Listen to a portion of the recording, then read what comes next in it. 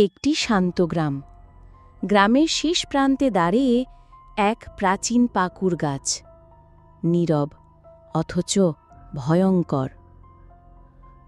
সূর্য ডুবার পর কেউ আর ওদিকে পা রাখে না।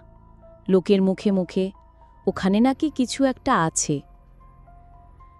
এক রাতে রমিজের গরু হারিয়ে যায় অন্ধকারে। সে ভয়কে জয় করে চলে যায় গাছের দিকে। চারপাশে নিস্তব্ধতা, শুধু ঝিঁঝির ডাক। হঠাৎ একটা ঠান্ডা হাসি ছুঁয়ে যায় বাতাস। গাছের নিচে এক নারী দুলছে ধীরে ধীরে।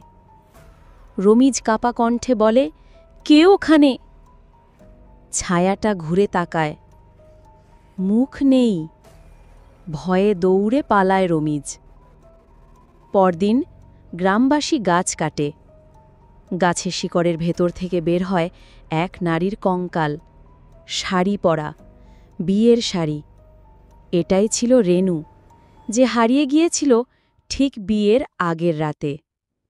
আর রমিজ, সে আর কোনোদিনও ওই পথ মাড়ায়নি।